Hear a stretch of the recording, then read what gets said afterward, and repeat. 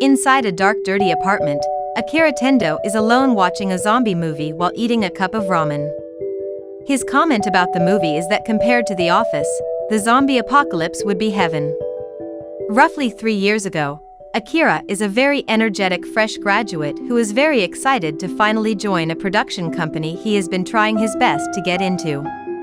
His seniors are all very welcoming to him, and on the first day, he already falls in love with one of them, Otori from accounting. At night, they celebrated his joining the company by going out and having drinks together. It was all going so well until when they were about to leave. All of them are actually going back to the office, not going home, giving Akira a shock. They then continue their work that very night, and Akira can finally return home 2 days later. He finally realizes that he landed in one of the so-called exploitative corporations. The honest and hard-working Akira refuses to give up and encourages himself to go through with it. Everyone in the company seems to be living the same hell as him. His work is especially tough due to his team leader, Kosugi, being so unreasonable all the time, leaving him the only new joiner left as the others already quit. The only thing motivating him to keep working there is Otori's kindness. However, Otori also turns out to be the boss darling, and Akira must keep working while hearing them cuddling in the office. Akira's view of the world turns to black and white as he struggles to find meaning in his life and work. One morning, before heading to work, he goes to pay his bicycle parking fee to the building manager as he gets a notice on his door. However, he sees the building manager munching on a woman and starts chasing him. He notices that everyone around has changed into zombies and immediately runs from them. While running, he comes to the realization that he doesn't have to go to work anymore. He instantly gets very excited, and he now starts seeing everything back in color. Akira expertly avoids all the zombies as he was a rugby player back in college. He began to think about things that he couldn't do because of work. The image of Otori first comes to his mind, and he is determined to confess to her, as he would rather be eaten by zombies than to hold his feelings now. He immediately goes to her apartment and is welcomed by the zombie of the company boss inside. In a very cool way, he tackles and throws the boss through the window while saying his resignation statement to the boss. Afterward, his heart breaks after seeing Otori in the form of a zombie. But Akira still confesses and immediately leaves her while saying goodbye to his love. At night, he takes up a note and writes 100 things to do before becoming a zombie on the title. The next morning, he embraces the morning with pure excitement. He begins cleaning up his room that he never cleaned for 3 years, and then takes out the beer from his fridge to enjoy his rest. Akira decides that the day will be beer day, where he will just stay put and drink beer all day. However, he comes to the realization that he has already run out of beer.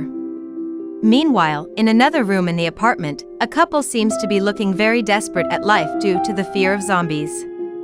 However, they are shocked to see Akira climbing down the pipe.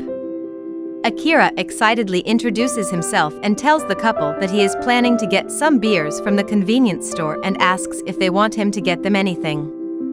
They ask him for some emergency supplies, and he then leaves them while they still couldn't process what just happened. At the convenience store, he meets a girl replenishing her stock with important survival items. He gets nervous and tries to act cool in front of her.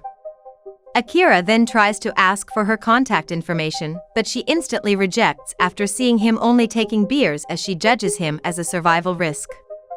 Through her phone, she sees an out-of-control truck coming her way, and at the same time some zombies are entering the store as well. Akira jumps in front of her to protect the girl from the zombies, but she pulls him instantly, saving him from the trucks and then immediately leaving him. With his bike stolen by the girl, Akira takes the motorbike he finds instead. On his way back, he stops by the balcony of the previous couple he met. However, he only finds a bloody scene in the apartment. At night, he contemplates the short life the survivors like him might have and begin writing things he wants to do on his note. Meanwhile, we see the girl from before starting her life in a modern apartment with her doing her running routine. She tries to contact her office outside of Japan but couldn't reach it.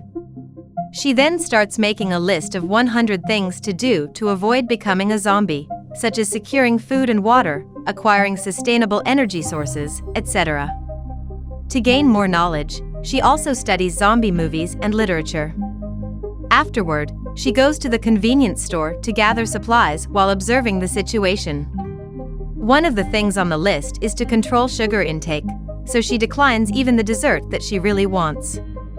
It is then she met Akira at the time and is confused by his actions, such as saving her and taking beer as his priority despite the situation. At home, she looks at her recording to analyze the data but is still very much confused with Akira's actions.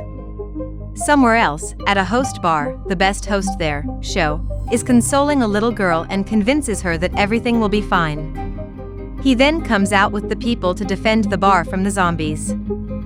On the other hand, Akira also just arrived at the place with his bike. During the morning, he has been wondering about things he wants to do for the day.